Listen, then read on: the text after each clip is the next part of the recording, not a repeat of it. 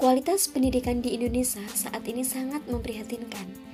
Ini dibuktikan antara lain dengan data UNESCO pada tahun 2000 tentang peringkat Indeks Pengembangan Manusia atau Human Development Index, yaitu komposisi dari peringkat pencapaian pendidikan, kesehatan, dan penghasilan per kepala yang menunjukkan bahwa indeks pengembangan manusia di Indonesia makin menurun. Di antara 174 negara di dunia, Indonesia menempati urutan ke-102 pada tahun 1996, menempati urutan ke-99 pada tahun 1997, menempati urutan ke-105 pada tahun 1998, dan menempati urutan ke-109 pada tahun 1999. Menurut survei Political and Economic Risk Consultant atau PIRC, kualitas pendidikan di Indonesia berada pada urutan ke-12 dari 12 negara di Asia. Posisi Indonesia berada di bawah Vietnam. Data yang dilaporkan The World Economic Forum Swedia pada tahun 2000, Indonesia memiliki daya saing yang rendah, yaitu hanya menduduki urutan ke-37 dari 57 negara yang disurvei di dunia. Dan masih menurut survei dari lembaga yang sama, Indonesia hanya berpredikat sebagai follower, bukan sebagai pemimpin teknologi dari 50 negara di dunia. Penyebab rendahnya mutu pendidikan di Indonesia dan belum majunya pendidikan di Indonesia adalah masalah efektivitas, efisiensi, dan standarisasi pengajaran. Hal tersebut masih menjadi masalah pendidikan di Indonesia pada umumnya.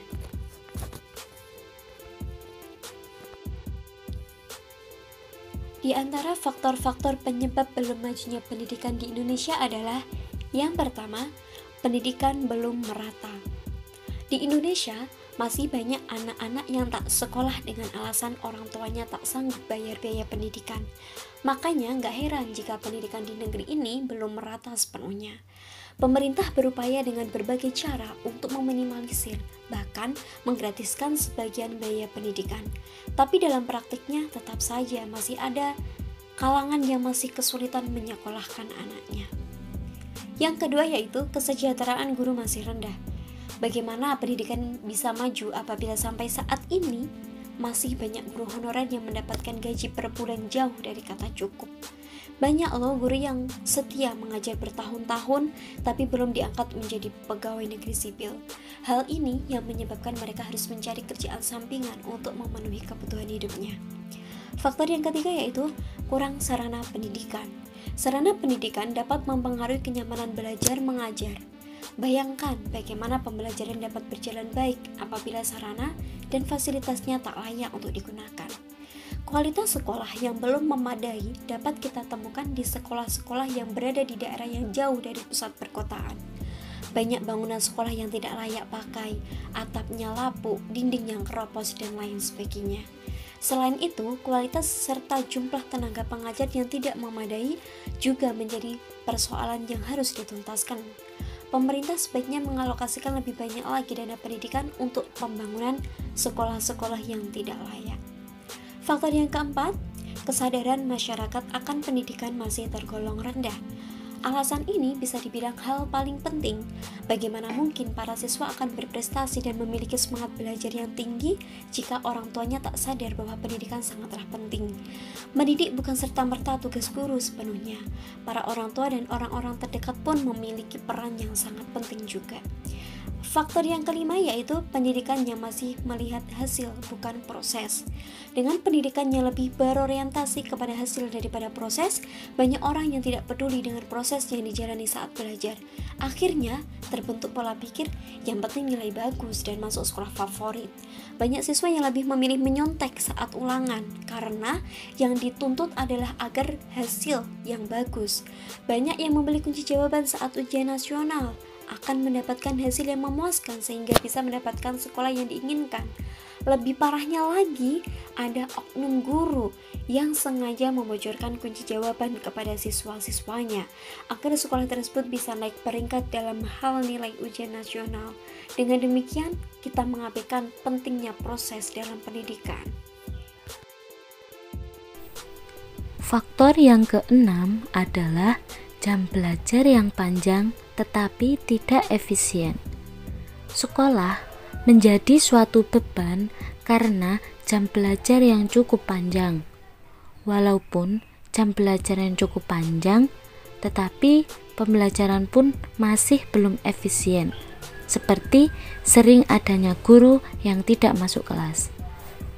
Sebaiknya jam belajar di sekolah dikurangi sedikit, tetapi tingkat kondusif suasana belajar lebih diperbaiki lagi. Jangan sampai jam belajar yang panjang membuat siswa menjadi tidak dapat memahami berbagai macam pelajaran yang ada dalam suatu hari tertentu. Dan alangkah baiknya dalam satu hari lebih difokuskan ke dalam beberapa mata pelajaran saja, agar ilmu yang dapat dipahami dengan baik. Faktor yang ketujuh adalah rendahnya minat baca. Sudah menjadi sesuatu yang tidak asing kalau kita bicara betapa rendahnya literasi bangsa kita. Anak-anak Indonesia sendiri tidak diajari bagaimana menumbuhkan minat baca secara intens. Bahkan, fakta yang paling menyedihkan juga adalah bahwa kaum akademik sekalipun sangat sedikit yang menulis sebuah fakta yang menjadi ironis kita bersama. Faktor yang kedelapan adalah kekurangan kualitas dan kuantitas pendidik.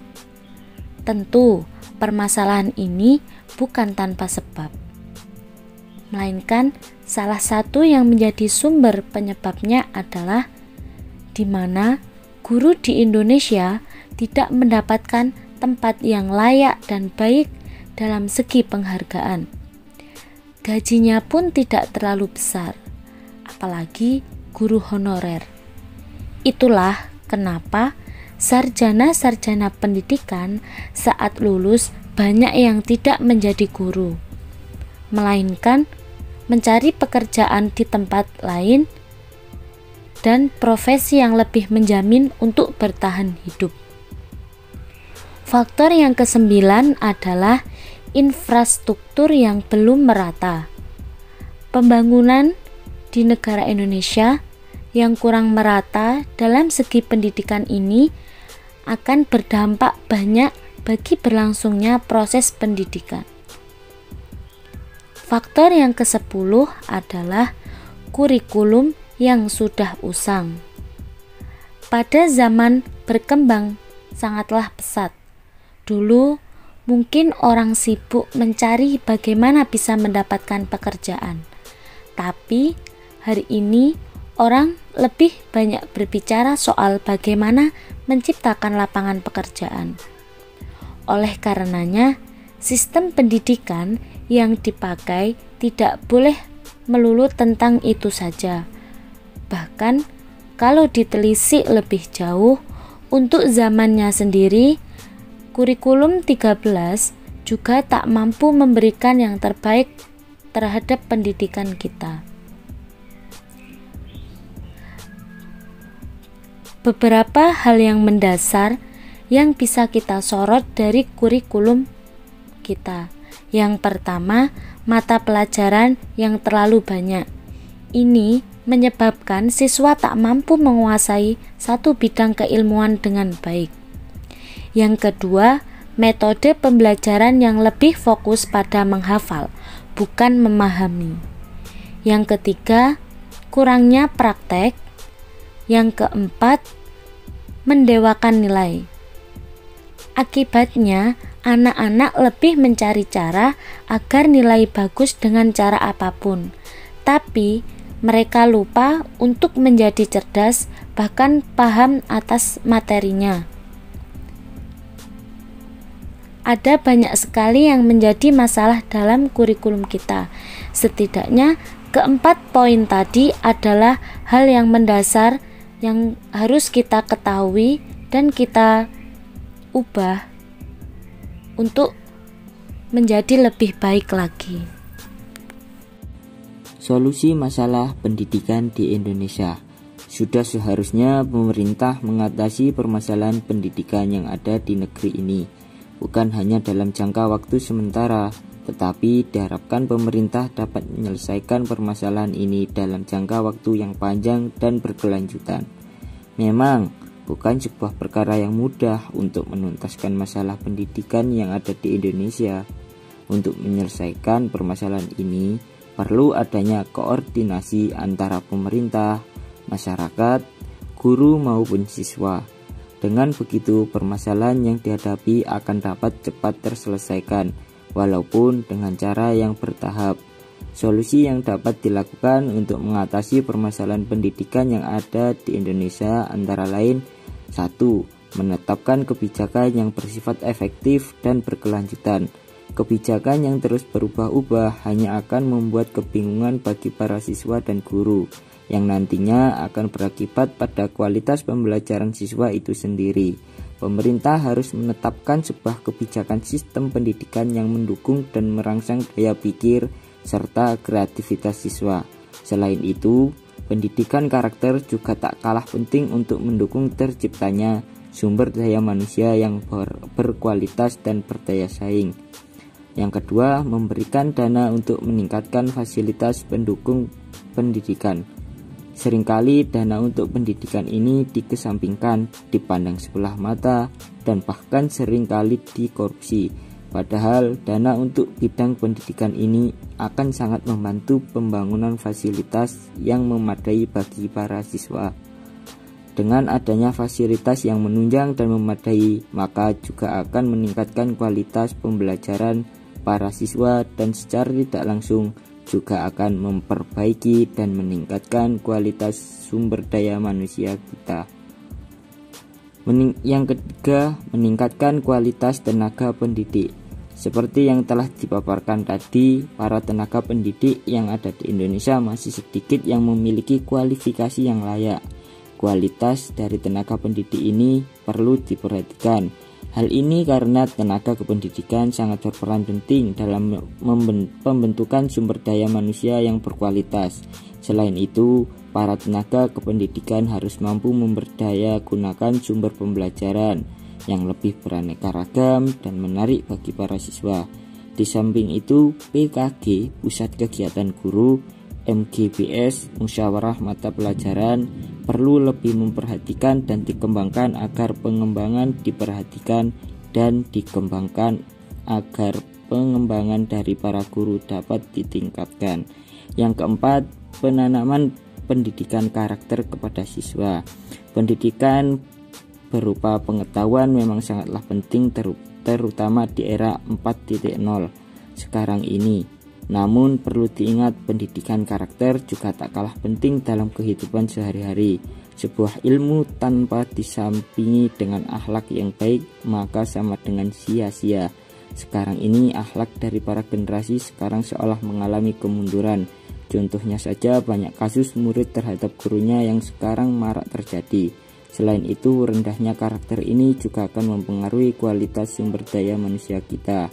Misalnya saja seperti kasus penyuapan, korupsi, dan lain-lain merupakan sebuah cerminan dari rendahnya pendidikan karakter. Yang kelima, pemerataan pendidikan di setiap wilayah. Hal yang sangat diperlukan lagi adalah masalah dana. Jika ingin melakukan pemerataan pendidikan secara menyeluruh, tentunya dibutuhkan biaya yang cukup besar. Hal lain yang menjadi penghalang adalah masalah keterjangkauan. Akses yang sulit dijangkau membuat pemerataan ini akan sulit terwujud. Namun sebenarnya pemerintah sudah memiliki cara untuk mengupayakan pemerataan pendidikan.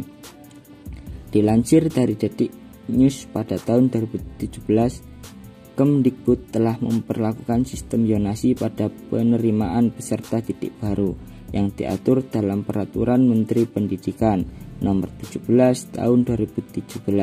Sistem zonasi ini diharapkan akan mengurangi eksklusivitas, rivalitas, serta diskriminasi di sekolah-sekolah yang merupakan barang publik. Hal ini akan membantu pemerintah dalam memperbaiki bantuan atau afirmasi yang lebih tepat sasaran, baik yang berupa sarana dan prasarana, maupun peningkatan kapasitas tenaga pendidik dan kependidikan. Selain cara yang telah diuraikan tadi, pemerintah juga harus menyediakan atau memudahkan akses bagi daerah yang terpencil agar dapat lebih mudah menjangkau fasilitas pendidikan. Upaya tersebut dapat dilakukan dengan membangun jalan, jembatan, transportasi, dan sebagainya.